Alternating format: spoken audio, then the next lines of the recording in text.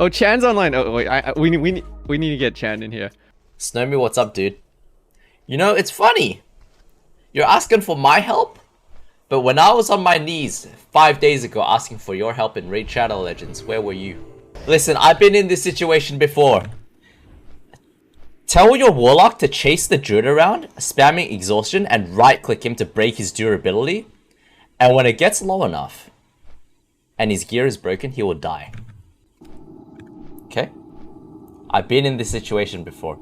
At about the 1 hour, 30-minute mark, at least 3 to 4 pieces will be broken, and it becomes significantly easier.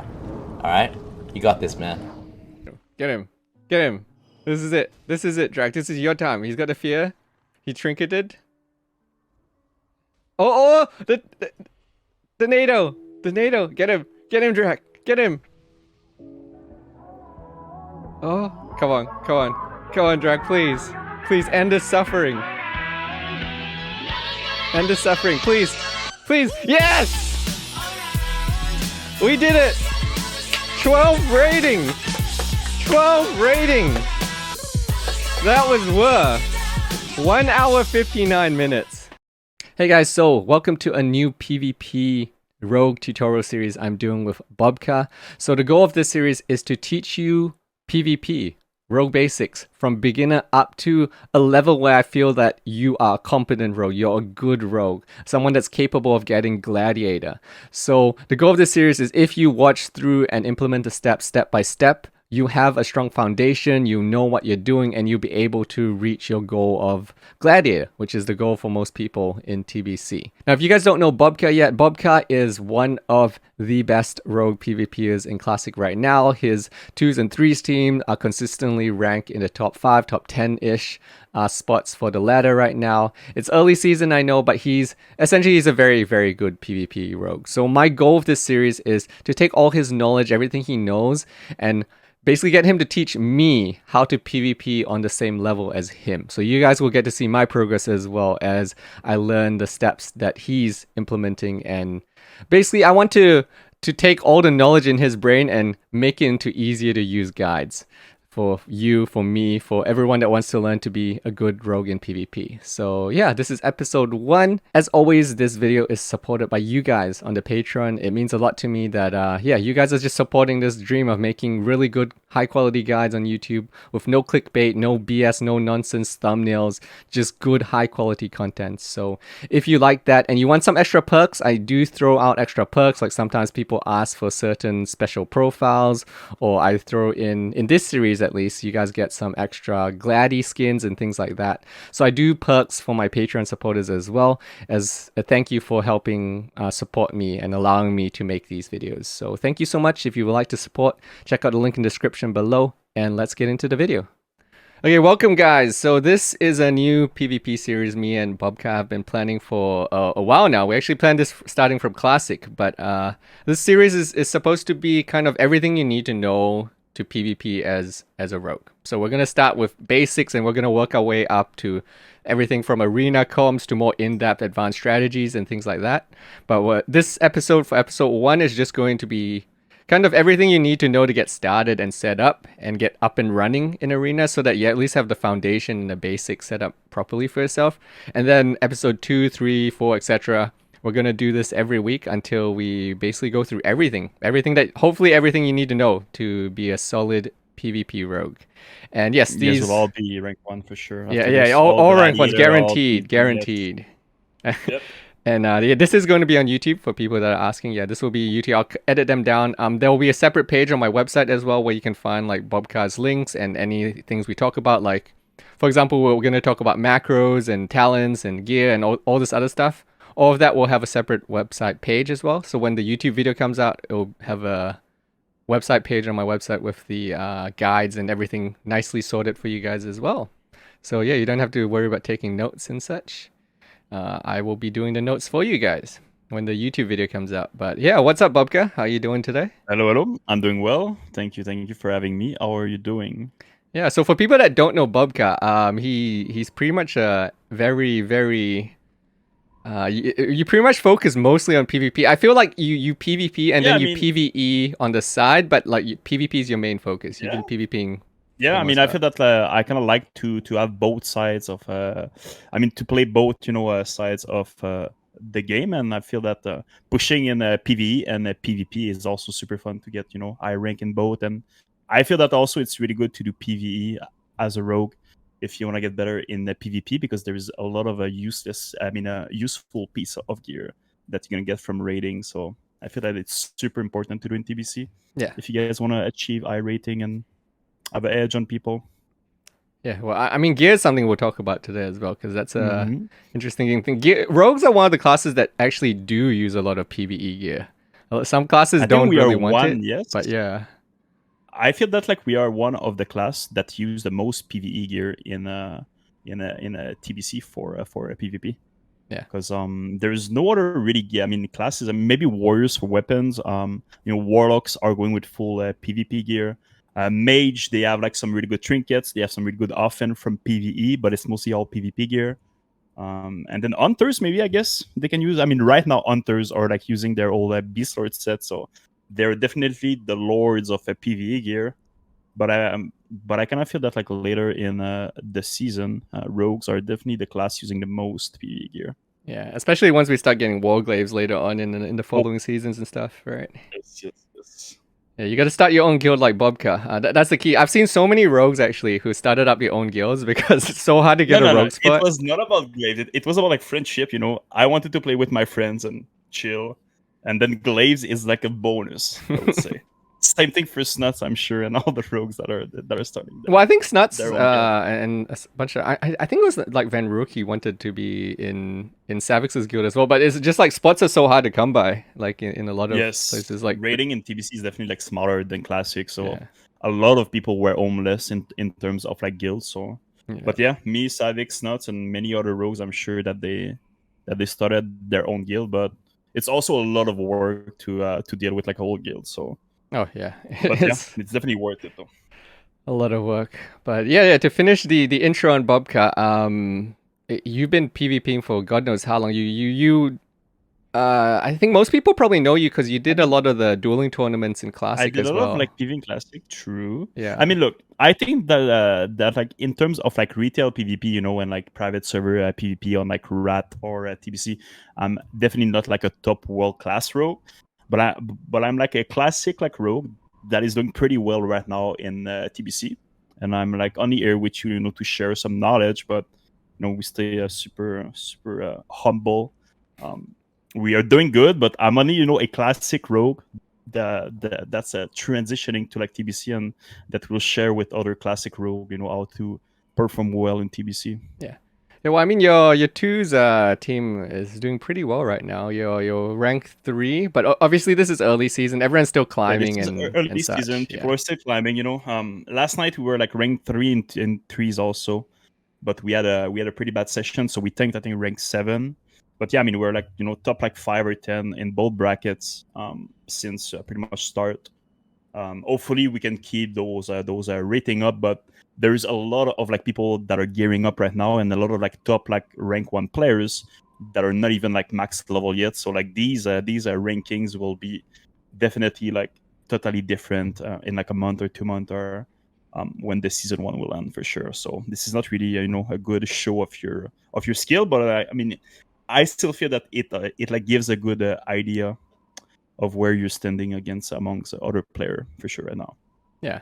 So what comps are you playing right now? I'm So curious. right now, as you guys can see, we're playing Rogue Warlock, which is not like I mean, I feel that like right now, like 80% of all Rogue in twos that are in like the like 2K plus, they're either playing Rogue Mage or they're playing Rogue Priest. Like this is what you're gonna see from most people. But my friend Reality is a really good Warlock that I met like a couple months before TBC, and then we said let's stick together and like practice and try to see where we can go in like a TBC.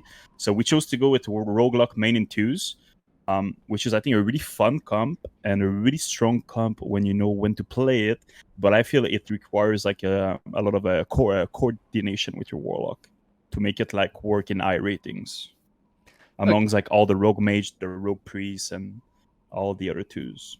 So if you were gonna give a rough ranking tier list of the top 2s and 3s comps. We won't really talk about 5s because 5s is just I don't even Yeah, know if you can is rank 5s amazing. comps. 5s is such a cluster that I don't know if you really rank them. And, like the top comp might be like four elemental shamans and 1 rogue. 4 elemental shaman, yeah, or like 5 even, and 1 BM hunter on top of that. Yeah. No, but I mean, right now, right, we are speaking of like season 1, right? Yeah. And I feel that every season you guys will have like different like, like A tier comp for sure. But like right now in like season 1, I feel that like rogue mage is definitely one of the top comp you can play in like 2s. Followed by maybe like rogue priest, and then I feel that in like the bottom tier, like a little bit, you have rogue luck and you have rogue druid. Because I feel that if you scroll down, you can see like all rogues, at least in like maybe like the 2100 plus, they're either all running rogue priest, rogue druid, or I think Rogue there's mage. 1 more rogue luck, but even still, it's like super. Yeah, there's super not rare. many. Yeah, there's not many rogue locks actually. Almost every rogue is rogue mage, Yep, and it's then a couple of druids in rogue there. priest, rogue mage. Oh, here you go. rogue I found druids. one on Sulfurous. There's one other guy playing rogue Oh, lock. we have 1 more. Yeah, they're human too. But yeah, I mean, again, season 1, you know, it's a really different than season 3, 2, and 4. But I feel that rogueluck is like a con that will do well in all seasons, but it's like especially really good right now in season 1 and 2 because the people have like low HP, they have low res, and I mean, we do like insane pressure. Rogueluck is literally like unhealable damage right now if you get your like CCs right and if you guys focus your target right. But I think that like rogue mage still has the like flavor right now because of how strong mage are. You know, with like novas and shatters, like rogue mage is definitely super strong, and rogue priests are definitely the top 2 comps that you're gonna see in like the II ratings. So do you think any of these comps will fall off a little bit as people get a little bit more resilience? How do you think that's gonna play out? I think that like rogueluck definitely falls off in later seasons. I think that rogue priest will just keep being better, and the rogue mage, I feel that like rogue mage stays like all. I mean, rogue mage in season 1 is definitely stronger than rogue mage in like season 4. But the thing is, rogue mage in season 4 is still an insane comp. You know, it's still like a rank 1 comp. But I feel that like the 2 comps that gets like super strong, and that you guys will see like a lot in top ratings. By far, it's Rogue Druid and Rogue Priest. You guys will see a lot of that in like season 3 and 4. This is where they reach their like peak in terms of like defense, resil, HP, and like they can really play like long games. They can reset, and this is really where Rogue Priest and Rogue Druid will shine. But right now, it's the air of Rogue Lock, Rogue BM Hunters, Rogue Mage, even some Feral Druid Mage. That is like a pretty like a rare combo.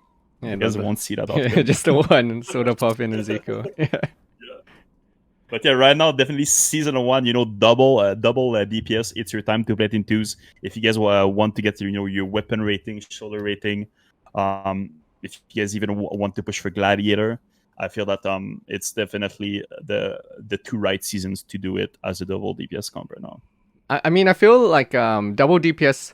The thing I've found always is that it seems to be a lot less forgiving, though. You really like can't make as many mistakes. Whereas if you play like with a healer, you can mess up things here and there, and there's a little bit of leeway as long as you don't get one shot. Yes, it's definitely true. I mean, you pretty much like trade. Like it's either that you trade that you cannot make mistakes, but you kill things easily. But if you play with like a healer DPS, then you need like perfect setup to kill things, right? Yeah. So like it's still like both sides, but definitely double DPS. I mean, at like super high rating, I would say that double DPS requires less coordination to make it work than a like rogue priest team. Because you need like perfect setup to kill things with a rogue priest, while with a double DPS, I mean you can like fish to get your opponent trinkets, and then you just like kill him and like burst him down, right? So this is why in like a season 3 and 4 you're gonna see a lot more rogue priest and a rogue druid, because they can live way more. But yeah, right now double DPS, super strong. Rogue Mage and Rogue Lock are A+ tier comps, and you're gonna see a lot of those in like the top 102s for sure. Yeah, and in threes, what do you think the top threes comps are? Threes right now, definitely Rogue Mage Priest is super insane because what? Because priests are super good in a season 1. Also, you're gonna see a lot of Rogue Luck Priests, which I'm running. I mean, last night we queued into Snuts, Cannonball, and Toes.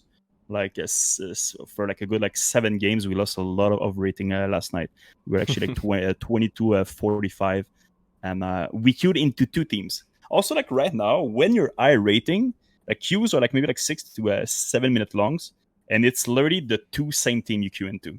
It's literally whoever is like queuing, you queue into them. So we queued into Snuts, Chan, and Toes, which are the rank 1 team right now. They're running Rogue Luck Priest mostly.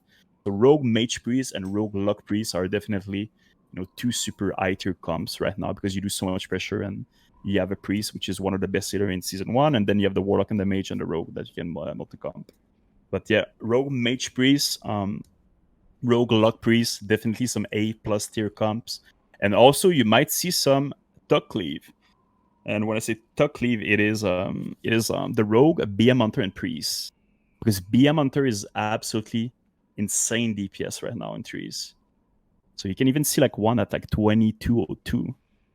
The French moves cleave, they're like rank 5. Like their Hunter can literally solo your Priest through Paint Up or anything. Huh. So I would say that if you can pull out this comp well, and like you have a geared Hunter, it's like super strong to run also in like season 1. But it's definitely only like a season 1 comp right now. Yeah, the one lone hunter, and then a sea of But the Hunter does. a sea of everything. The Hunter else. is like literally in blue gear with Beast Lord, literally one-shotting you're like Priest through, Paints Up through everything, and you cannot CC him, you cannot slow him, you cannot like shiv, crip him, you cannot gouge, you cannot blind, you cannot fear. You just sit there and like eat it, and it's insane pressures, insane pressure. But yeah, definitely Rogue Mage Priest, Rogue Luck Priest in terms of Rogue comp.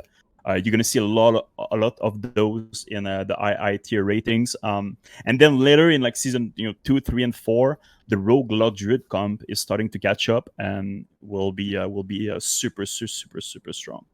Yeah, speaking of the druids, we were looking at this just before we started the podcast officially. Mm-hmm. We're seeing a lot of druids. Why do you think we're seeing so many druids? Because before we came into the season, people were saying that druids suck season 1. You don't want druid, you want a priest instead. But now we're seeing the arena representation. I feel that like druid is such like a special healer, right? Because you have like so much freedom to either kite, to cyclone, to heal, and also druids is the number 1 healer counter to rogues because they can dispel poisons, which priests cannot. So like right now, like druid comp are doing super well against rogues, even if they're good kill targets. But I feel that like with like full like Bis like druid gear right now, you can live like pretty well.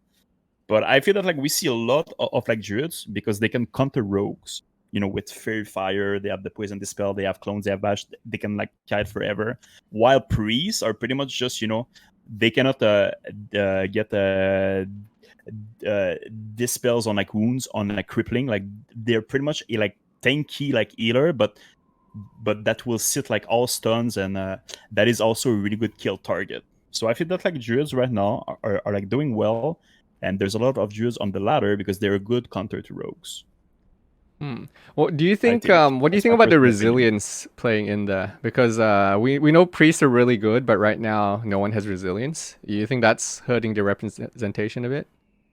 I think it's definitely hurting the gearing. I feel that like right now you can get away. I mean, you can win maybe more games with less geared druid than like a less geared priest, right? Because I feel that like personally, like each game that we see that the team that we are facing, that they have like a squishy priest or like a like low geared priest, we always swap to them and then kill them.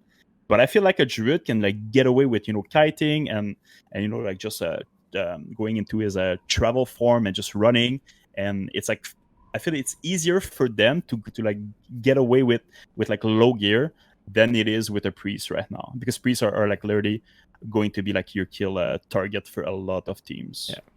So maybe like this is only like an early season thing, and then priests will slowly but surely go back to number 2 healers. But there's a lot of like druid players, because druid is like a fun class to play, I feel, in PvP. There's a lot of like people that play druid because it's like a fun class, and you have a lot of freedom as a healer to do things. But also you can look at the EU ladder. Maybe it's only anything. Nope. Exactly the same on EU. Nope. Wait, let me see. Threes. Oh, yeah, same. Except they have more priests, it seems, on EU. They have more priests in EU, maybe because true. Actually, they have a lot more priests. So there's 10,000 players playing trees. I think it's not bad for like a first week thing. Yeah. Because I mean, there's a lot of people I know who haven't really gotten into much PvP yet for that first week. Everyone's still kind of rushing, especially because of the trinket situation. There's a lot of people that didn't farm the honor, and now they're trying to get the honor to get the good PvP trinkets. Agree. Which is rough. It's kind of rough having a PvP out right now, because farming honor is so hard. like trying to get your out geared up for PvP is really rough times. It is forward, and hopefully there's I feel like though each day there's like thousands of like new players that are starting to PvP, and like again, season 1 is like maybe the worst season for many people in terms of a TBC PvP.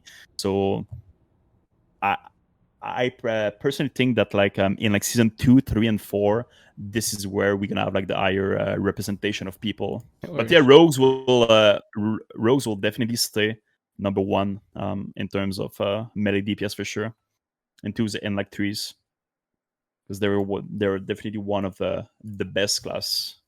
I want to ask you about race as well, because you're someone that actually re-rolled race. I did the Grand Slam. So how much do you think race factors into it? Because you re-rolled, you already had Orc, which isn't a bad rogue race necessarily, but you re-rolled, or you turned your other rogue, which was undead, into your main. I turned my alt rogue to your main. I mean, so I played the old TBC beta with my Orc rogue, because I wanted to do some like testing, and Orc is actually like super good. I feel that the difference between Orc and Undead is like super small, but when you want to actually push for like rank 1 titles, when you want to do like tournaments, when you want to like push like super high ratings, I feel that Undead is definitely clutch. But for maybe like 90% of all the players that do PvP, I feel that Orc or Undead won't make or break you to get Glad or like get some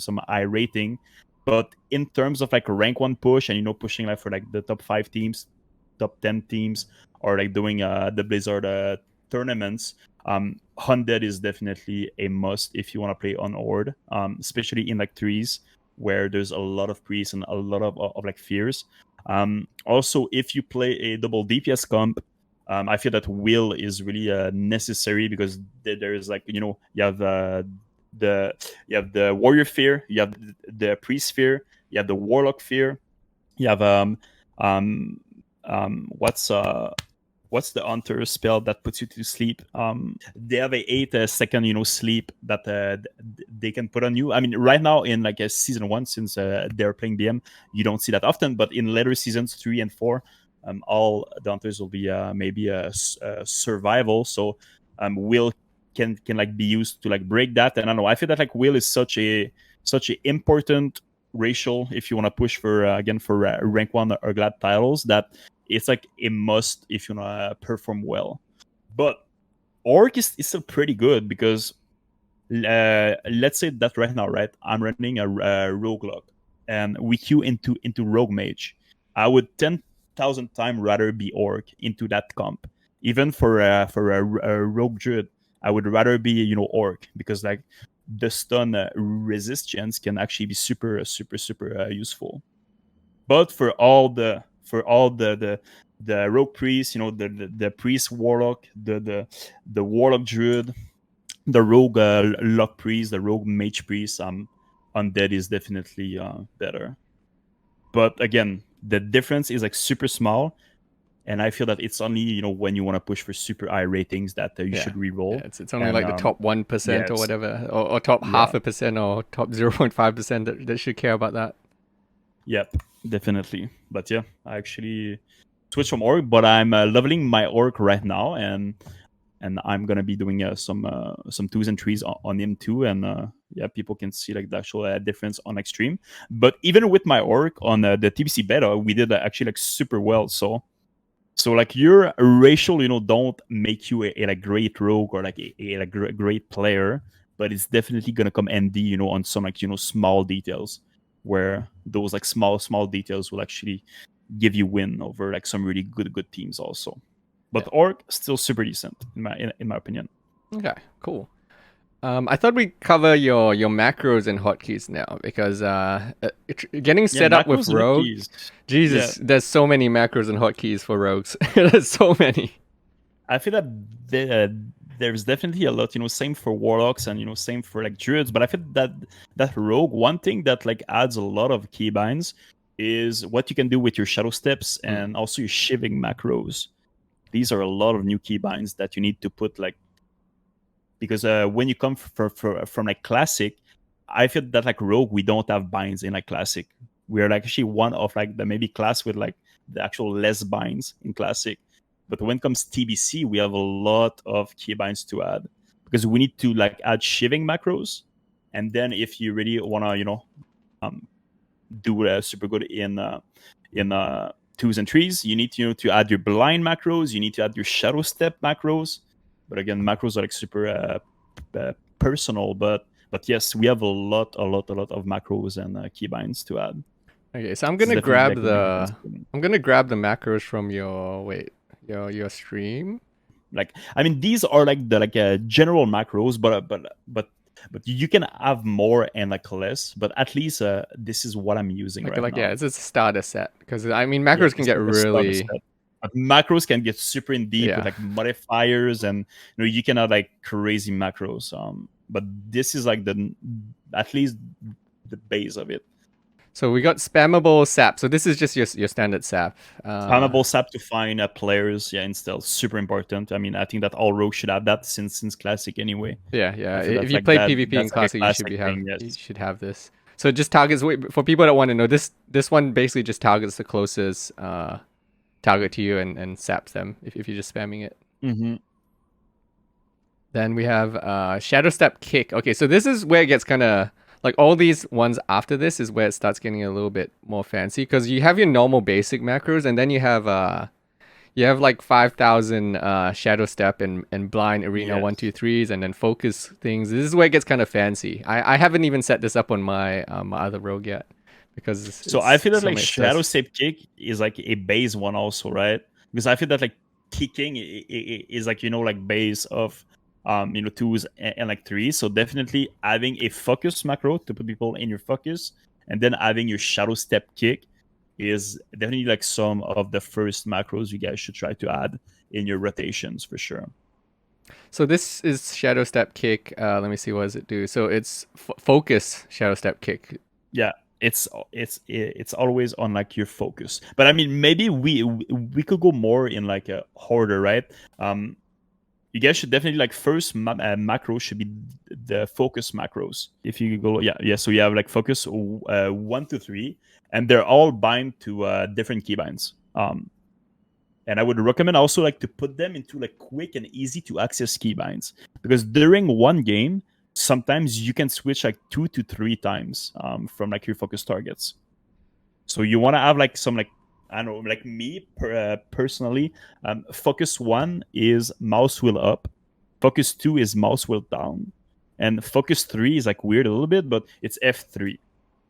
So these are the easy to access keybinds while playing, and while keeping focus on like your target, or like still doing damage. But you definitely don't want to have them on like F5 or like F6 or like some weird keybind. Yeah, well, I mean, have you ever seen like I can't remember which streamer, I think it was Zico, who's got like his Nova is like J or something, like Shift J or something. Like people with I'm weird like, keybinds. how big is your hand? Like how do you press Shift J as a quick bind? What's going on?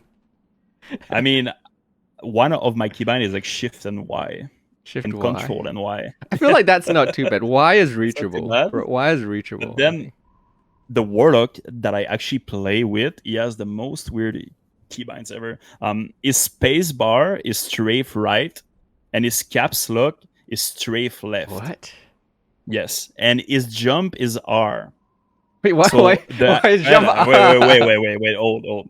So the actual like reasoning for that is, when you put, your pinky on like caps lock and your thumb on like space to go left and right, it opens up your 3 fingers to all the keybinds, Q, W, E, R, A, S, D, and F. So you can keybind all those in the middle while still, I don't know, it's like super weird. And he also plays with his keyboard on his like lap. So he have no like desk. He plays on his lap. There's no desk. Anyway, it's like exposing him right now.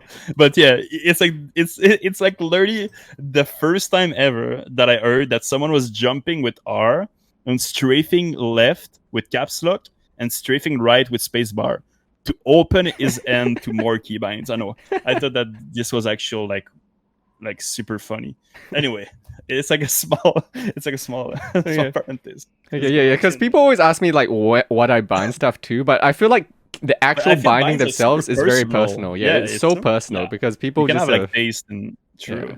Yeah, but what I have found really, if people are searching for more keybinds, it really helps to have a mouse with some decent buttons on it, because then you can have so many modifiers. Yeah, you can have so many modifiers bound to the mouse, which really helps. Personally, what I use for the modifiers are my control and shift.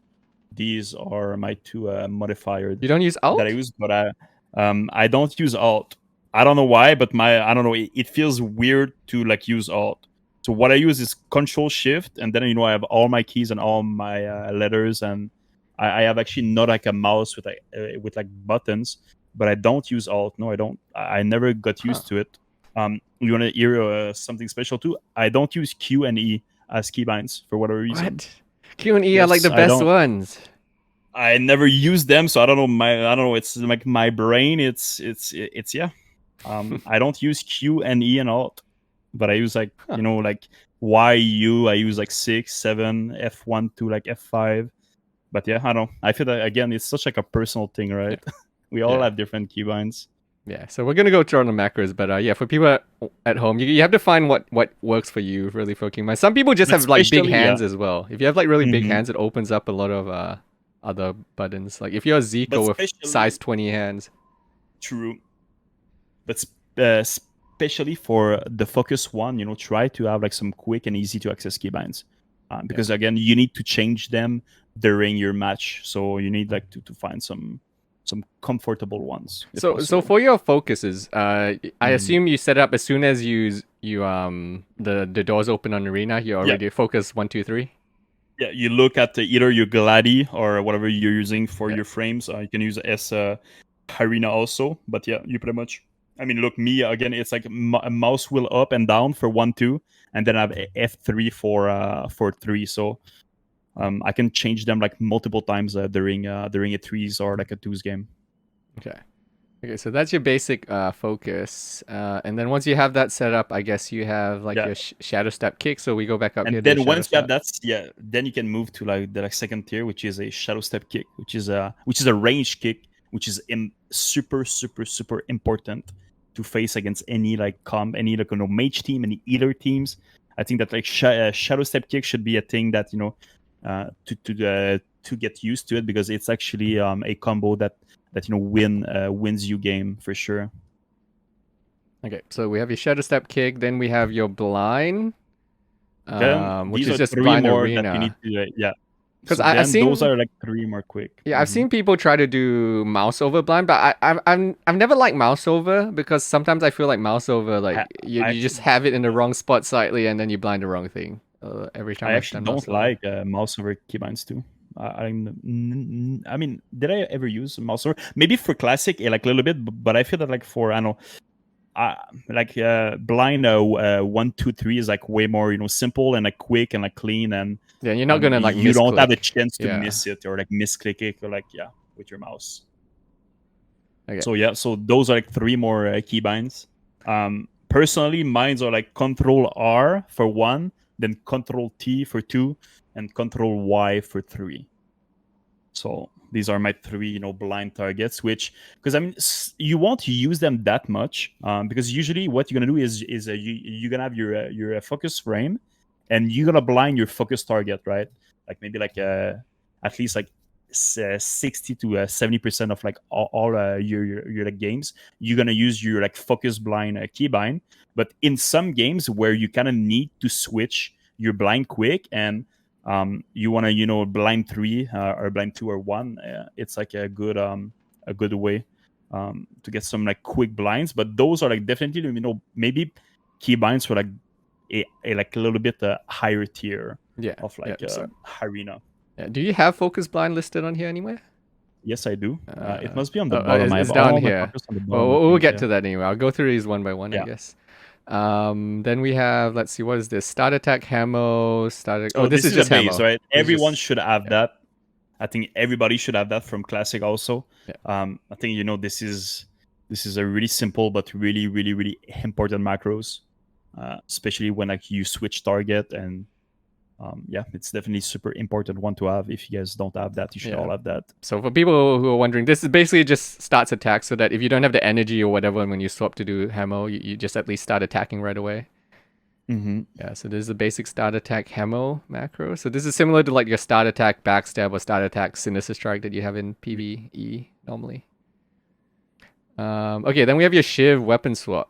So this is the shiv weapon swap. This is an interesting topic, because I mean in TBC, you're gonna see like 2 kinds of like rogues. It's either that you're gonna have kinds like me and like this macro right now that does a all-in-one macro for weapon swap plus shiv. But also you're gonna have rogues that are going to have a single weapon swap macro and a single shiv macro, if that makes sense. Okay. But for me, I have the weapon swap and the shiv in the actual same macro, but the only difference is I need to press the same keybind twice. Like one time to switch my weapon will be causing a global cooldown, and then one more time to actually use shiv. And the difference, I mean, there's no difference really than like rogues with only one weapon swap macro and then one shiv macro.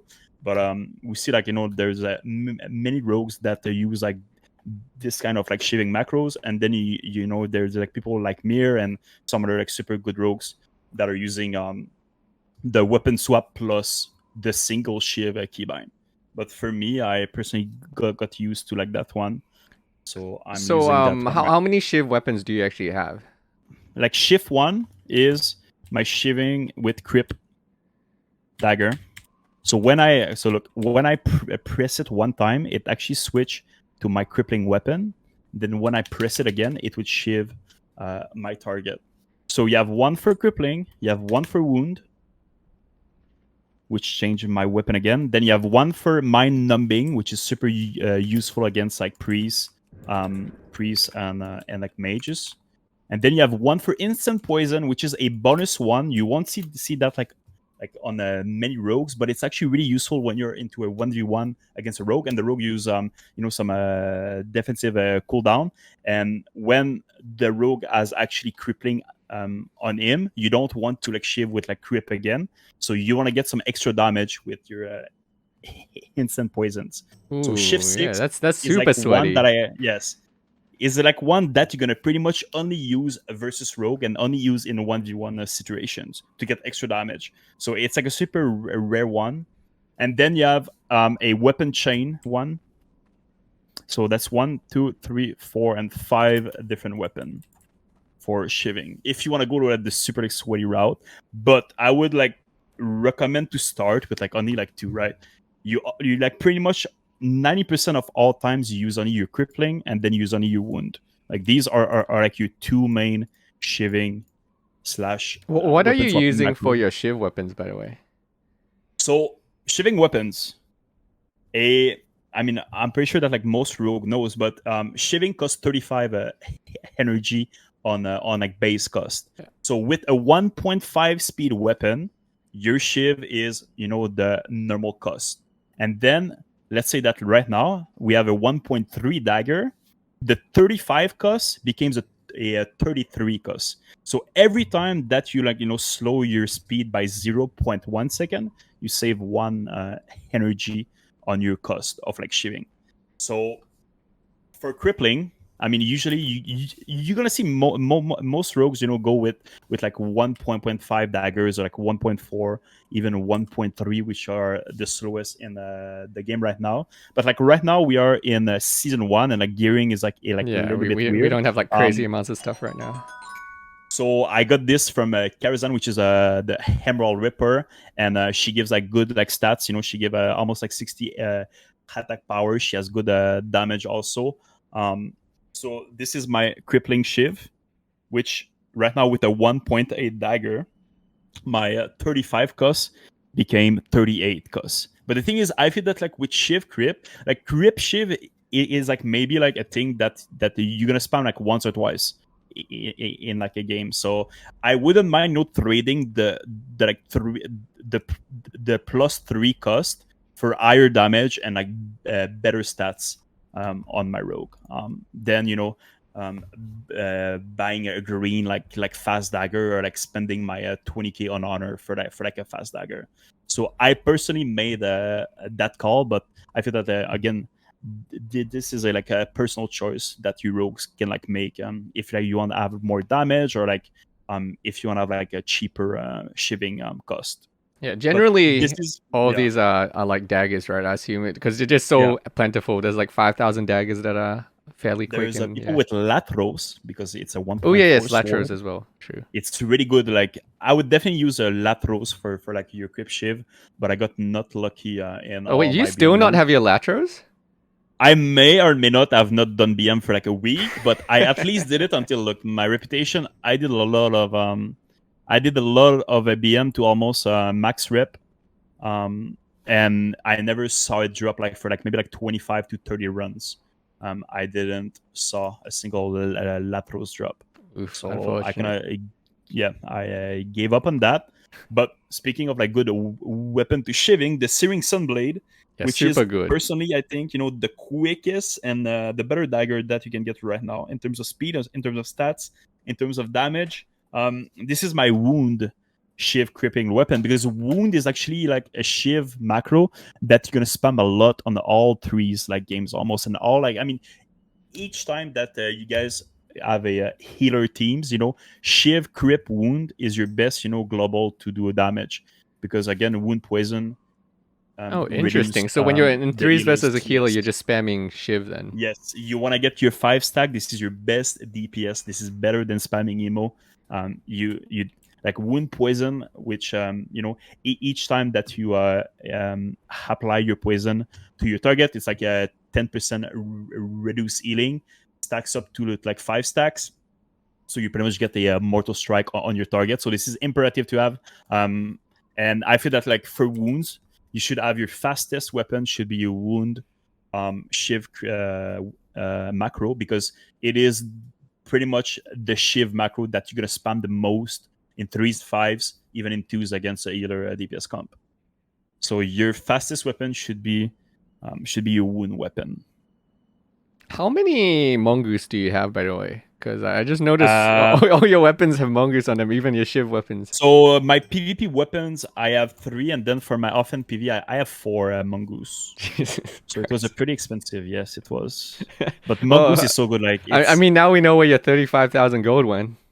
yes. You wanna see my income right now? Oh, I'm rich. Oh, Guys, anyway, on you're poorer than February 9th, me. anyone wanna I'm finally donate? beating Bobka at something. No, but I think that I have on my out like 3k gold. But making the maze was Jewelcrafting. Plus, I being a good GM, I gave people gold to help on their craft and like such. So So yeah, my gold income went down a lot, but it's fine. At least we have mongoose on everything. We're fully almost fully bist, so we are looking good. But yeah, coming back to the weapons, and then you have your mind numbing, which is my half end, which don't have a mongoose, because mind numbing is a really a situational shiv that you might use maybe one time in each 3 games. So I feel that you don't need to have your min max bis weapon with a mongoose on shiv mine numbing, because you're pretty much never going to spam it. Okay. So, and then you have your instant poison, which my weapon is not in my bag right now, and my weapon is not in my bag right now because we're about to do some PvE. But you technically need to have for the full sweaty route, you need to have at least 5 weapons to have everything covered. Okay, nice. But the main one again, crippling and wound, just start with that, and you're gonna be doing good. And then when you get comfortable with swapping weapons and swapping shivs, you can add your mind numbing, your instant, and then your weapon chains for warrior teams. But that's on a later stage. Okay, so for your expose armor macro, this is the standard expose. This is the same one everyone's from classic. Yeah, everyone's been using this one since classic. So this expose armor doesn't attack, right? Doesn't attack. I mean, it's like a good use when you're in a 1v1 and you want to sap expose. You want to waste some couple points. And yeah, I feel that it actually don't make a difference when you don't want or when you want to attack your target. So I'm pretty much using this as my normal expose armor. Okay. Yeah. Then we have vanish, focus, shadow step, focus sap. Ooh, this is where we start getting fancy. This is where you start seeing this. This is a little fancy highlight reels. Yeah, this is the one you see in a lot of PvP highlight reels and things like that. Yeah, so this is pretty much a single macro that you're gonna press twice, and that will shadow step to you. That will vanish and shadow step to your focus target, and if you press it again, it will sap your target. So these are for some fast outplays on either the healer or a DPS that get feared, or whatever that you might want to CC. You pretty much press this one button 2 times, and this saves you 3 normal keybinds that you would have to do. So where do you have this one bound, by the way? It's Z. Z. Ooh, just a quick one. Z. Okay. Yeah, a quick Z, because sometimes I love to use that one, to react to a trinket, or to just get a fast sap. So Z felt super good to actually. What do you actually use for if do you still use this hotkey if the rogue is trying to do this to you? Because you can do the reverse where you vanish sap the rogue that's trying to do this to you, where the rogue's coming to do this to you, and then you vanish and sap him instead. I don't. I just use my normal vanish macro, and then press the first macro that we saw. The first one that we saw. So it's just normal. So my vanish is currently bound on F1, and then I just press my vanish keybind, and then press my 1 to target sap. You're gonna see most rogues also have from retail, some rogue like Naj, they're gonna use sap 1, 2, and 3 for each my blind macros. Yeah. But it actually sap for Arena 1, 2, and 3. But I don't really use that, because I think it's mostly a retail thing, right? Because you can use your sap out of stealth. So your sap in TBCs are actually more. You actually use them less. So yeah, that's mostly a retail keybind, but I don't personally use those. So I have only my normal sap, I have my target sap, and then I have my focus sap, which are 3 saps macro. Right. We have all the focus stuff down here coming up. So and then you have all the focus stuff. Yeah, so we have focus blind. We were talking about this earlier. This is just standard blind that I feel focus blind is this is 90% of the time. This is how you're using it. Yeah, focus gouge. Then we have your focus kick. Focus kick, which is a pretty standard one also. Yeah. Yeah, so for people that don't know, you don't need the. Someone was asking in chat if you needed the ranks. You don't technically need the ranks. He just has them in here. So if you want to just be like kick instead of rank 5 kick, it doesn't really matter. It would still use kick. Then you got your focus sap. Then you've got focus shiv. Focus shiv. Focus cheap shot. And then focus cheap shot and focus skinnies, you know, are like some I tier binds where when you wanna, let's say that, you know, you're onto your main target, right? But you wanna get a like cheap shot and like a pre-med. I mean, you wanna vanish and then you wanna pre-med cheap shot a off target, but you wanna keep doing your like autos on your main target, right? Yeah. So you use this like focus cheap shot to still, you know, do some damage onto your main target and still apply poisons and like such. But like these are like more like I tier keybinds, and people should like get used to like a normal one first. But you can have a focus cheap shot and a focus skinny shot, just so you can CC people while doing auto on your like main target still. Yeah. So like you gain a like a little bit more DPS than if you would have like, you know, change your target and then you vanish, pre-med, cheap shot and wait, and then use your kidney shot to CC that target. Speaking of pre-med, I want to ask you this actually. When do you use your pre-med? I mean, pre-med, okay, so you're going to see a lot of rogues with, you know, a pre-med cheap shot macro and like with a pre-med Geralt macro, but I don't personally use those. I just have my pre-med on like one bind, and then it's either, I mean, I feel that it's like super situational, right? It's either that when you want to get, you know, a big pre-med cheap shot and then you want to get a rupture up, you want to get a expose armor up, or like you want to burst, or either you can save your pre-med when you vanish one time, right? So you can use, you know, you can open pretty normally, and then you can cheap shot, and then you can use your pre-med for either your like CCs, or you can save your pre-med for either like, you know, your burst on your second target. So like pre-med are like really situational, and it's also like depending on like what play style you play and like what comp you play. But I think that there is no like perfect way to say when to use pre-med. It's really up to the player, and it's super situational overall. Okay, yeah, because that was the one where I was always wondering, like, when should I use my pre-med? Because on the open, it feels like you don't really need it unless you don't really need it on like the open. Yeah, because it seems no a little matter bit what, wasted. you're gonna cap your combo points, right? Usually you're gonna see a lot of rogues. I mean, at least some I tier rogue that will never use it on like the opener, and they're gonna save their pre-med when they want to CC either a healer or like CC someone else. Because what you can do is like you can literally, you know, vanish, and then you can pre-med cheap shot into a full kidney shot, which is going to be like a 6 to 8 second CC on one target. So you're gonna see like most rogues save that pre-med just to CC off targets. Or again, you can use your pre-med to like burst on like a opener, but again, it's super situational and depending on like what comp you're playing and like what comp you're playing into for sure. I noticed you have focus throw here though. Well, what does this use for? So focus throw. So you know when you play twos, right? And you play against a priest rogue, and you go in, you get the first sap on the facing rogue, right? And you open on like their priest. You want to make sure that either you or your partner keep that rogue into combat, which is either by wand, a dot, a spell, or whatever.